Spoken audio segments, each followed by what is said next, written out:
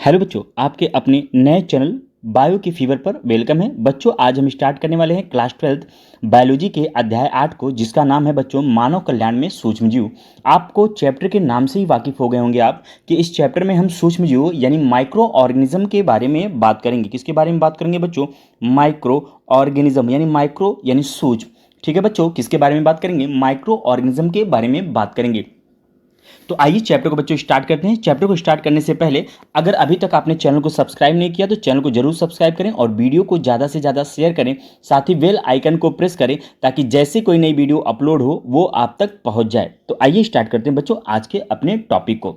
बच्चों, एक चीज़ और ध्यान रखिएगा कि यहाँ पे पूरी की पूरी प्योर एनसीईआरटी बुक पढ़ाई जाएगी, चाहे वो क्लास 9th हो, 10th हो, 11th हो या फिर 12th हो। तो आई होप आपको ये चैनल काफ़ी पसंद आएगा, काफ़ी आपके एग्जाम के लिए हेल्पफुल होगा। तो आप इस चैनल को सब्सक्राइब करिएगा और दोस्तों में शेयर जरूर करिएगा। बच्चों, एक खास बात, जब इस चैप्टर को हम कंप्लीट कर लेंगे तो इसके नोट्स भी मैं आपको हैंड रिटन बाय हैंड्स, ठीक है, मैं आपको प्रोवाइड करूंगा। चलिए आइए स्टार्ट करते हैं बच्चों टॉपिक को। देखिए बच्चों, हमें जो पढ़ना है इस टॉपिक में वो सूक्ष्म जीवों के बारे में पढ़ना है। किसके बारे में पढ़ना है? सूक्ष्म जीवों के बारे में पढ़ना है। ठीक है, तो आइए स्टार्ट करते हैं बच्चों सूक्ष्म जीवों के बारे में। देखिए यहाँ पे जो लिखा हुआ है असूक्ष्म पादप। ठीक है, असूक्ष्म पादप क्या होते हैं बच्चों? असूक्ष्म पादप ऐसे पादप होते हैं जिन्हें आप नग्न आंखों से देख पाएं, यानी बिना किसी इंस्ट्रूमेंट के आप जिन चीजों को देख पाते हैं वो असूक्ष्म है। ठीक है, तथा प्राणियों के अतिरिक्त, प्राणी मतलब जीव, ठीक है, आन प्राणियों के अतिरिक्त इस पृथ्वी पर जीव विज्ञान, ठीक है, इस पृथ्वी पर जीव विज्ञानी तंत्र के प्रमुख घटक सूक्ष्म जीव हैं। कक्षा 11 में, ठीक है, कक्षा 11 में आपने जीवित जीवों के बारे में पाई जाने वाली विविधता के बारे में अध्ययन किया था। आपने जीवों में विविधता जो होता है, ठीक है, जीव जगत, उसके बाद विविधता, ये सारे चैप्टर पहले दूसरे तीसरे चैप्टर इसी से रिलेटेड है। क्लास 11 में आपने पढ़ रखा है। ठीक है, क्या आपको याद है जीवित जीवों में कौन से जगत के अंतर्गत सूक्ष्म जीव आते हैं? यानी जीवित जीवों में कौन से जगत के अंतर्गत सूक्ष्म जीव आते हैं? तो अगर हम बैक्टीरिया की बात करें बच्चों, किसकी बात करें? सूक्ष्म जीव बैक्टीरिया की बात करें तो ये मोनेरा के अंतर्गत आता है। अगर आपको याद हो तो किसके अंतर्गत आता है? मोनेरा के अंतर्गत आता है। ठीक है, तो सूक्ष्म जीवों को अगर हम बात करें तो मोनेरा के अंतर्गत ये आएंगे। आगे देखते हैं बच्चों अगली लाइन में क्या करें। सूक्ष्म जीव सर्वव्यापी होते हैं बिना किसी डाउट के। सूक्ष्म जीव जो होते हैं बच्चों सर्वव्यापी होते हैं।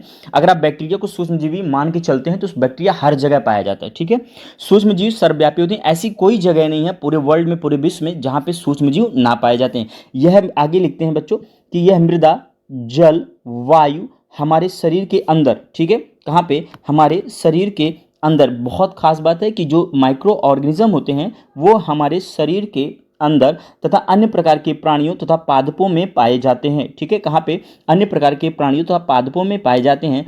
ठीक है, एक खास बात आगे जो एनसीईआरटी लिखती है वो लिखती है कि माइक्रो ऑर्गेनिज्म वहां पर पाए जाते हैं जहां पे किसी प्रकार के जीवन की संभावना आप नहीं कर सकते। ठीक है, यानी किसी प्रकार की जो जहां पे जीवन की संभावना नहीं है वहां पर भी माइक्रो ऑर्गेनिज्म पाए जा सकते हैं। जैसे एग्जांपल के तौर पर देखें, गीजर के भीतर, ठीक है, गीजर के भीतर गहराई तक, ठीक है, तापीय चिमनी यानी जो चिमनी होती है जिसमें ईंट भट्टे होते हैं वहां पर भी आप तापीय चिमनी की बात, टेम्परेचर चिमनी की बात कर सकते हैं, जहां ताप 100 डिग्री सेल्सियस तक बढ़ा हुआ रहता है। 100 डिग्री सेल्सियस जिसपे बच्चों H2O यानी पानी जो होता है वो क्या हो जाता है? गर्म होने लगता है, यानी बॉयल होने लगता है। ठीक है, मृदा में आगे लिख रहा है मृदा में गहराई तक पाए जाते हैं। बर्फ की परतों के कई मीटर नीचे तक उच्च अम्लीय पार्वण जैसे स्थानों पर पाए जाते हैं जहां पे हाईली एसिडिक मीडियम होता है। कैसा?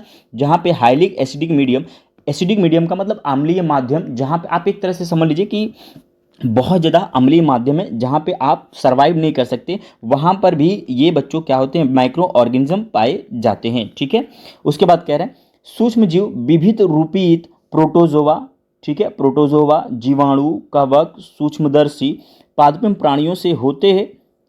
यानी आप कह सकते हैं कि जो माइक्रो ऑर्गेनिज्म को इस एनसीईआरटी में कंसीडर किया गया है वो प्रोटोजोआ है, जीवाणु है, कवक है तथा सूक्ष्मदर्शी पादप एवं प्राणियों से होते हैं। ठीक है, साथ ही साथ यहाँ पे बच्चों वायरस की बात करें हम, किसकी? विषाणु, वायरॉइड्स। ठीक है बच्चों, वही विषाणु, विषाणु आप जानते हैं ना, वायरस।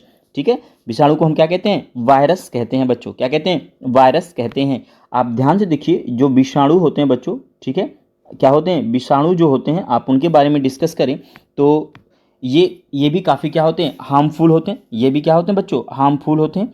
ठीक है, उसके बाद अगर हम बात करें वायरॉइड्स, आपने वायरॉइड्स के बारे में पढ़ा होगा। किसके बारे में पढ़ा है? वायरॉइड्स के बारे में पढ़ा है।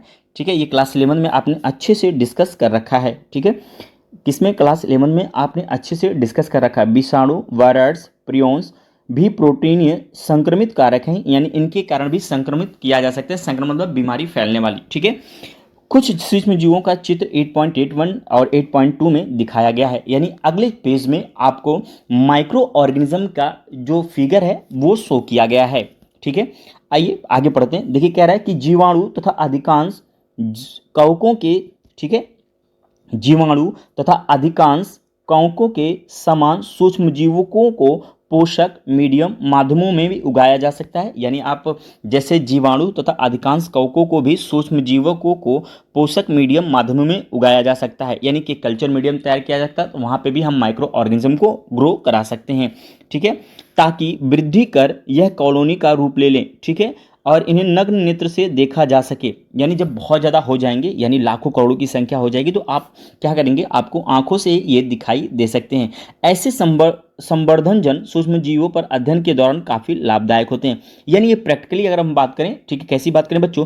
प्रैक्टिकली बात करें तो ये काफ़ी इंपॉर्टेंट होता है स्टडी के लिए। प्रैक्टिकली कोई चीज़, किसी चीज़ को अगर आप रिसर्च कर रहे हैं तो इस तरह से आप कर सकते हैं। ठीक है, आइए बच्चों देखते हैं अगले पेज पे जो ये कह रहे हैं कि डायग्राम कौन सा है उसको हम शो करते हैं। ठीक है, देखिए अगली फिगर पे जो इन्होंने दर्शाया है बच्चों, ठीक है, जो माइक्रो ऑर्गेनिज्म को शो किया है, आप देख सकते हैं। ये एक माइक्रो ऑर्गेनिज्म ये है, दूसरा माइक्रो ऑर्गेनिज्म ये है।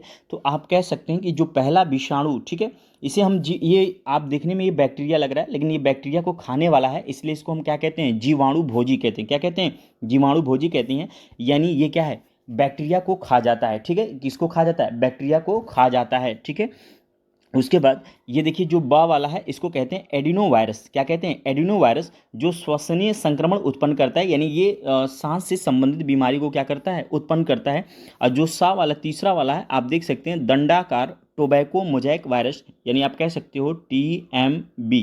क्या कह सकते हैं आप? TMB। क्या कह सकते हैं बच्चों? TMB इसका शॉर्ट फॉर्म होता है TMV, टोबैक मोजैक वायरस। ठीक है, ये क्या होते हैं? कल्चर मीडियम में ग्रो होते हैं। ये तंबाकू के पत्तियों को नुकसान पहुंचाते हैं। मोजैक का मतलब होता है तंबाकू, टोबैक मोजैक वायरस। ठीक है, तो इसको आपने डिटेल में पढ़ा। ये फिगर है जो माइक्रो ऑर्गेनिज्म को दर्शा रहे हैं। ठीक है बच्चों, ये किसको दर्शा रहे हैं? माइक्रो ऑर्गेनिज्म को दर्शा रहे हैं। आइए चलते हैं हम आगे। ठीक है बच्चों, कहाँ चलते हैं? अब आगे पेज पे चलते हैं। देखिए अगले पेज पे हमको ये क्या कह रहे हैं। आगे कह रहे हैं बच्चों कि इस पुस्तक के 8वें अध्याय में, किसमें? इस पुस्तक के 8वें अध्याय में आपने पढ़ा होगा कि सूक्ष्मजीव मनुष्य में बहुत से रोग उत्पन्न करते हैं। ये पशुओं तथा पादपों में भी रोग उत्पन्न करते हैं। ठीक है, परंतु इससे आपको यह नहीं समझ लेना चाहिए कि सभी सूक्ष्मजीव क्या होते हैं? हानिकारक होते हैं। अधिकांश सूक्ष्मजीव मनुष्यों के लिए कई प्रकार से लाभप्रद हैं। मानव कल्याण के प्रति सूक्ष्म जीवों के कुछ अत्यंत महत्वपूर्ण योगदानों पर निम्नलिखित पृष्ठों से परिचर्चा की गई है। यानी इसमें आपको ये बताना चाह रहे हैं कि माइक्रो ऑर्गेनिज्म के बारे में जो ये एक भ्रांति है कि माइक्रो ऑर्गेनिज्म जो होते हैं, यानी सूक्ष्म जीव होते हैं, सिर्फ शरीर में नुकसान पहुंचाते हैं, ऐसा नहीं है। ये हमारे लिए काफ़ी लाभदायक भी होते हैं। ठीक है बच्चों, तो अब चलते हैं हम अगले टॉपिक की तरफ, जिसका नाम क्या है? घरेलू उत्पादों में सूक्ष्मजीव। यानी घरेलू उत्पादों में सूक्ष्मजीवों का क्या योगदान होता है, इसको आपको बहुत डिटेल में पढ़ना है। देखिए अगली फिगर पे जो इन्होंने दर्शाया है बच्चों, ठीक है, जो माइक्रो ऑर्गेनिज्म को शो किया है, आप देख सकते हैं। ये एक माइक्रो ऑर्गेनिज्म ये है, दूसरा माइक्रो ऑर्गेनिज्म ये है। तो आप कह सकते हैं कि जो पहला विषाणु, ठीक है, इसे हम ये आप देखने में ये बैक्टीरिया लग रहा है, लेकिन ये बैक्टीरिया को खाने वाला है, इसलिए इसको हम क्या कहते हैं? जीवाणु भोजी कहते हैं। क्या कहते हैं? जीवाणु भोजी कहते हैं। यानी ये क्या है? बैक्टीरिया को खा जाता है। ठीक है, किसको खा जाता है? बैक्टीरिया को खा जाता है। ठीक है, उसके बाद ये देखिए जो बा वाला है इसको कहते हैं एडिनो वायरस। क्या कहते हैं? एडिनो वायरस, जो श्वसनीय संक्रमण उत्पन्न करता है, यानी ये सांस से संबंधित बीमारी को क्या करता है? उत्पन्न करता है। और जो सा वाला तीसरा वाला है, आप देख सकते हैं दंडाकार टोबैको मोजैक वायरस, यानी आप कह सकते हो TMB। क्या कह सकते हैं आप? TMB। क्या कह सकते हैं बच्चों? TMB इसका शॉर्ट फॉर्म होता है TMV, टोबैक मोजैक वायरस। ठीक है, ये क्या होते हैं? कल्चर मीडियम में ग्रो होते हैं। ये तंबाकू के पत्तियों को नुकसान पहुंचाते हैं। मोजैक का मतलब होता है तंबाकू, टोबैक मोजैक वायरस। ठीक है, तो इसको आपने डिटेल में पढ़ा। ये फिगर है जो माइक्रो ऑर्गेनिज्म को दर्शा रहे हैं। ठीक है बच्चों, ये किसको दर्शा रहे हैं? माइक्रो ऑर्गेनिज्म को दर्शा रहे हैं। आइए चलते हैं हम आगे। ठीक है बच्चों, कहाँ चलते हैं, अब आगे पेज पे चलते हैं। देखिए अगले पेज पे हमको ये क्या कह रहे हैं, आगे कह रहे हैं बच्चों कि इस पुस्तक के 8वें अध्याय में, किसमें, इस पुस्तक के 8वें अध्याय में आपने पढ़ा होगा कि सूक्ष्मजीव मनुष्य में बहुत से रोग उत्पन्न करते हैं, ये पशुओं तथा पादपों में भी रोग उत्पन्न करते हैं, ठीक है। परंतु इससे आपको यह नहीं समझ लेना चाहिए कि सभी सूक्ष्मजीव क्या होते हैं, हानिकारक होते हैं। अधिकांश सूक्ष्मजीव मनुष्यों के लिए कई प्रकार से लाभप्रद हैं।